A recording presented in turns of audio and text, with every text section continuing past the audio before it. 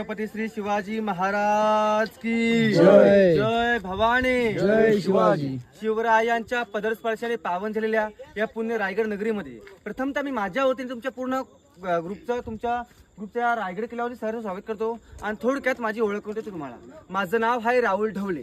किल्ले रायगडच्या पायथ्याशी शिवकालीन छोटं खेडेगाव आहे रायगडवाडी आणि या गावामध्ये मी राहतो आणि अनेक वर्ष या रायगडावर येणाऱ्या शिवभक्तांना मार्गदर्शन गाईड काम म्हणून करतो. पहा रायगड किल्ला तुम्ही या आधी कधी पाहिला असेल नसेल, प्रत्यक्षात किल्ल्याचं आपण दर्शन करणार आहोत. बघा, रायगड किल्ला हे आपल्यासाठी पिकनिक पॉईंट नाही दादा.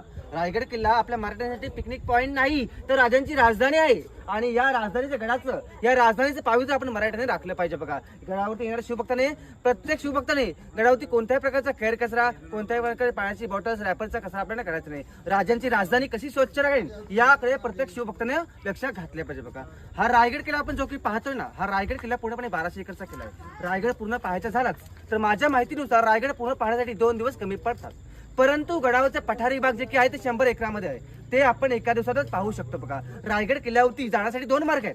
पहिला आणि मुख्य मार्ग म्हणजे पायरीचा मार्ग, जो की आता आपण चढून गड माथ्यावरती पोहोचणार आहोत ना, तो आहे पायरीचा मार्ग. मुख्य मार्ग 23 सीड्या चढून गड माथ्यावरती पोहोचणार आहोत, तो आहे पायरीचा मार्ग. दुसरा मार्ग म्हणजे कोणता तर रोपवे प्रकल्प. अवघ्या 4 मिनिटात यंत्राच्या सहाय्याने गड माथ्यावरती पोहोचतोय, ती किल्ल्याची बॅक साईड रोपवे प्रकल्प.